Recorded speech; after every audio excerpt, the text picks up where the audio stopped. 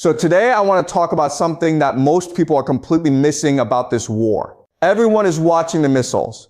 Everyone is watching the strikes. Everyone is watching the diplomatic statements and the military updates, but almost nobody is asking the question that actually matters most to ordinary people around the world. What is this war doing to the global economy? What does it mean for your job, your food, your energy bills, your savings, your future? And the answer, when you look at it carefully, is that this war is not just a military conflict between America, Israel, and Iran. It is the trigger for the most significant global economic reorientation in decades. And depending on where you live, depending on which side of this reorientation your country falls on, your life is about to change in ways that most people have not even begun to prepare for. So today I want to walk you through exactly what this war is doing to the global economy. Country by country, region by region, winner by winner, and loser by loser. So let us begin. Part 1, the new reality. Cheap energy is gone. So the first thing you need to understand, the foundation of everything else I'm going to tell you today, is this. The entire global economy for the past 40 to 50 years has been built on one single assumption, that cheap energy would always be available, always flowing, always accessible to every nation that needed it. This war is destroying that assumption permanently. And the question is no longer whether this will affect the global economy. The question is which nations will be most devastated by it, and which nations will find a way to survive and even thrive in this new reality. And the answer to that question depends entirely on one thing. How dependent is your country on cheap imported energy? The more dependent, the more devastated. The less dependent, the better positioned. Let me walk you through every major economy in the world with that framework in mind. Part 2, Southeast Asia, already running out of fuel right now. So let us start with Southeast Asia, because Southeast Asia is not waiting for the economic impact of this war to arrive. It is already here, right now, today. Thailand and Vietnam are already running out of fuel. You go to the gas station in Bangkok or Ho Chi Minh City right now, and there is simply no fuel available for your motorbike. No fuel. People are being forced to work from home, not because they chose to, but because they literally cannot fuel their vehicles to get to work. There is jet fuel rationing, flights are being canceled, entire industries that depend on energy, manufacturing, transportation, agriculture are grinding to a halt. And this is just the beginning. Think about what Southeast Asia actually looks like economically. These are nations, Thailand, Vietnam, Philippines, Indonesia, Malaysia, that have built their entire economic models around manufacturing and exporting goods to the rest of the world. Their factories run on energy. Their supply chains run on energy. Their transport networks run on energy. And now that energy is disappearing. The question is not whether Southeast Asia will be impacted by this war. Every nation on earth will be impacted. The question is, who will be most resilient? Who will be most willing to innovate and adapt to this new reality? Because we are not talking about a short-term disruption. We are talking about a long-term fundamental change to the global economy. Part 3, China, the most vulnerable economy in the world long-term. And now let us talk about China, because China is the most important economic story of this war. And it is not the story most people expect. On the surface, China looks powerful. It has the world's second largest economy. Its military is growing rapidly. Its global influence is expanding. But underneath that surface, China is facing an economic vulnerability from this war that could be more damaging than anything it has faced in decades. China imports approximately 40% of its total energy needs from the GCC. 40%. That is a massive exposure to exactly the supply chain that this war is destroying. And China's entire economic model, the model that made it wealthy over the past 30 to 40 years, is built on importing cheap energy and exporting manufactured goods. Cheap energy in, manufactured goods out. That is the entire Chinese economic model. And this war is destroying that model. Now, China knew this model could not last forever. For the past 20 years, China has been trying to transition, trying to move toward a consumer-based economy where Chinese citizens buy more goods and services domestically. and toward an innovation-based economy built on technology and artificial intelligence. But here's the problem. That transition has not worked. Chinese consumers are refusing to spend money. They're saving instead. Chinese household savings are running at approximately 4%, meaning Chinese families are holding on to their money rather than spending it into the economy. And the reason is very simple. Chinese people are not optimistic about their economic future. They see what is happening. They see the uncertainty, and they are protecting themselves. And the AI transition has its own fatal problem. Artificial intelligence, the technology China is betting its economic future on, is itself dependent on cheap energy. Training AI models, running AI systems, powering the data centers that AI requires, all of it consumes enormous amounts of energy. The very thing that is disappearing. So China finds itself in an extremely difficult position. Its old economic model is being destroyed by the energy crisis. Its new economic model is not working because consumers are not spending. And its technological bet on AI is itself vulnerable to the same energy crisis that is destroying everything else. China is not going to collapse immediately. It still has access to some Iranian oil. It still has strategic reserves. It can weather this crisis in the short term. But in the long term, China is the economy least prepared to adapt to a world of expensive energy. Its entire economic DNA is built around cheap energy, and cheap energy is gone. Part 4, America. Best position, but not without risk. And now let us talk about America.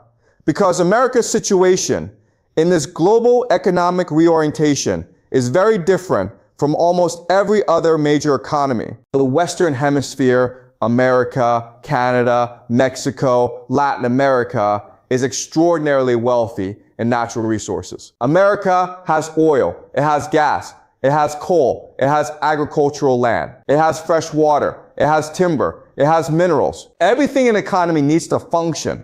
America has within its own hemisphere. The Western Hemisphere is essentially self-sufficient. This is a massive advantage in a world where global supply chains are breaking down and nations are being forced to rely on their own resources. America does not have to import its energy through the Strait of Hormuz. It does not have to depend on the GCC for its economic survival. Regardless of what happens in this war, America will come out doing pretty well, not because of its military power, but because of the sheer wealth and abundance of its own hemisphere, and because of the energy and creativity of the American people. But, and this is important, America is not without risk. America is sitting on $39 trillion in debt. $39 trillion.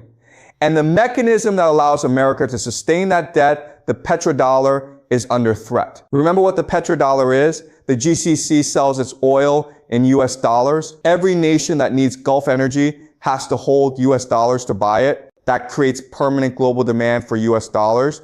And the GCC recycles its dollar earnings back into American financial markets. This recycling mechanism is what allows America to borrow $39 trillion and keep functioning. The American economy is essentially a Ponzi scheme. It relies on foreign nations continuously buying US dollars and US debt to keep functioning. And if this war destroys the GCC, if the GCC falls under Iranian influence and abandons the petrodollar, America loses the financial mechanism that keeps its entire economic system alive. That is a serious risk, but it is a risk, not a certainty. And America's resource wealth gives it options that most other nations simply do not have. Part 5, Africa, the forgotten victim. And now I want to talk about a region that most geopolitical coverage of this war completely ignores. Africa. Africa is already the most economically vulnerable continent on Earth. Many African nations depend on food and energy imports to sustain their populations. Those imports come through global supply chains, the same global supply chains that this war is destroying. And the worst case scenario for Africa, the scenario that serious economists and food security experts are already warning about, is famine. Real famine. Not food price increases, not food shortages, famine. Because when global food supply chains break down, when fertilizer becomes unaffordable, when diesel prices make transporting food prohibitively expensive, the nations that suffer most are the ones with the least economic cushion to absorb those shocks. And Africa has the least cushion of any region on Earth. The bombs are falling on Iran, but the hunger could arrive in Africa. And that is something the entire world should be concerned about. Part 6, India and Pakistan, caught in the middle. And let us look at two more nations being significantly impacted: India and Pakistan. India imports approximately 60% of its oil from the GCC. 60%. That is an enormous exposure to the supply disruption this war is causing. And here is what makes India's situation particularly interesting. For the past several years, India has been positioning itself as the world's next great economic power. The nation with the fastest growing large economy on earth. The country that global businesses are looking to as an alternative manufacturing base. A place to build supply chains without depending entirely on China. That positioning was working. India's economy was growing. Foreign investment was flowing in. But now, with 60% of its energy coming from the GCC, India faces the same energy crisis that is threatening every other Asian economy. The very moment India was ready to step into a larger role in the global economy, the energy that powers that ambition is disappearing. India's economic potential is not destroyed by this, but it is significantly complicated. And how India navigates this energy challenge will determine whether it fulfills its enormous economic potential or whether this war delays that ambition by a decade. Pakistan is in an even more difficult position. Pakistan imports the majority of its oil from the GCC, and Pakistan's economy, already under severe stress before this war, is now facing energy shortages on top of its existing economic problems. For ordinary Pakistani families, the economic impact of this war is arriving at the worst possible time. Part 7, the Great Global Reorientation. So now let us zoom out and look at the biggest picture of all. Because what this war is doing to the global economy goes even deeper than fuel shortages and rising prices. It is triggering the most fundamental reorientation of the global economic order in decades. For the past 40 to 50 years, the global economy has been built on a very simple arrangement. The West consumes, the East produces. Western nations, America, Europe, Australia, import cheap manufactured goods from Asian nations, and Asian nations, China, Japan, South Korea, Vietnam, import cheap energy from the Gulf to power their factories. This arrangement worked beautifully as long as two things remain true: cheap energy from the Gulf and reliable global supply chains connecting East and West. This war is destroying both of those things simultaneously. And here is the crucial insight that most people are completely missing. It is not just the West that is locked into this arrangement. The East is locked into it too. Asian nations have built their entire economic identities around producing and exporting. Their factories, their infrastructure, their workforce training, their entire economic DNA, built around production and export. And now the cheap energy that powers that production is disappearing. And the global trade routes that carry those exports to Western consumers are being disrupted. This is a massive reorientation for everybody, not just for the West, not just for Asia, for everybody. The nations that survive this reorientation, the nations that thrive in the new economic order emerging from this war, will be the ones that adapt fastest, the ones that find new energy sources, build new supply chains, develop new economic models that do not depend on cheap Gulf energy. The nations that fail to adapt, the nations that keep waiting for cheap energy to come back, that keep hoping the old economic order will somehow be restored, those nations will fall behind in ways that will take generations to recover from. Part 8, the GCC, the biggest loser of all. And I want to end with the most surprising economic story of this entire war. The biggest economic loser. You might expect me to say Iran. Iran is being devastated militarily. Its infrastructure is being destroyed. Its economy is collapsing. Surely Iran is the biggest economic loser, but actually no. The biggest economic loser of this war is the GCC, Saudi Arabia, the UAE, Qatar, Kuwait, Bahrain. These are the nations that will suffer most economically from this war, regardless of how it ends. And here is why. The GCC nations, Dubai, Riyadh, Doha, built themselves on a mirage. Think about what the GCC actually is geographically. It is a desert, a vast, hot, waterless desert with almost no agriculture, almost no fresh water, and almost no capacity to sustain a large population on its own. Under normal circumstances, this desert could support a small population living very simply. That is it. But then came the petrodollar, and American military protection. And suddenly these desert nations had access to almost unlimited financial resources. They could build desalination plants to create fresh water from the sea. They could build air-conditioned cities in the middle of the desert. They could import millions of workers from South Asia and Southeast Asia. They could build airports and shopping malls and financial centers. They could create the appearance, the very convincing appearance of modern, prosperous, cosmopolitan nations. Dubai became known as the future New York, the financial capital of the Middle East, a safe cosmopolitan tax haven where wealthy people from around the world could live and invest. Billions of dollars flowed in.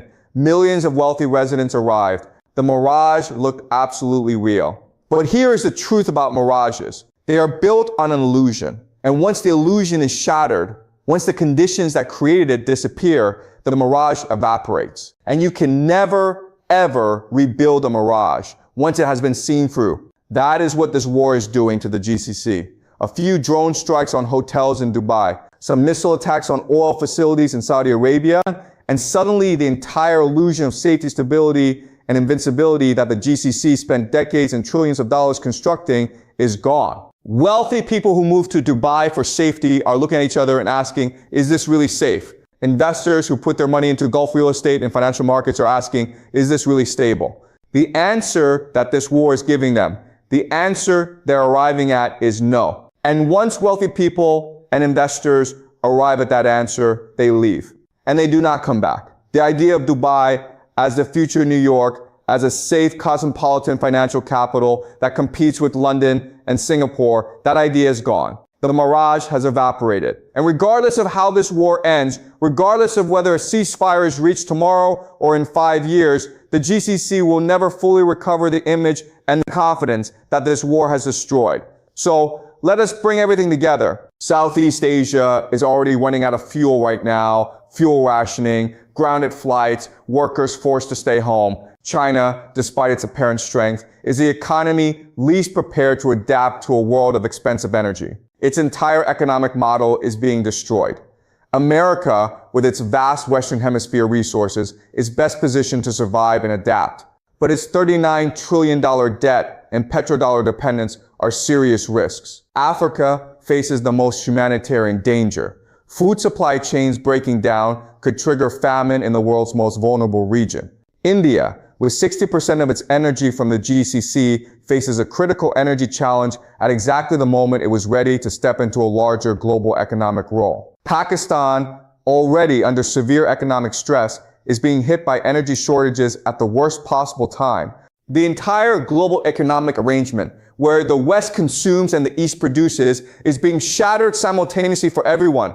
And the GCC, the nations that built themselves on the mirage of petrodollar wealth and American military protection, are the biggest economic losers of this war, regardless of how it ends. This war is not just a military conflict, it is the trigger for the most fundamental restructuring of the global economy in generations. The cheap energy world is ending. The global free trade world is fracturing. The American military protection world is fading. And in its place, a new world is emerging. A world where the nations that have their own resources, their own energy, their own food, their own supply chains, those nations survive and thrive. And the nations that depended on cheap imported everything, those nations face a very painful adjustment. The question is not whether this reorientation is coming. It is already here. The question is whether your nation and whether you personally are ready for it. Subscribe for more analysis of this conflict and its global consequences explained in simple English. And tell me in the comments,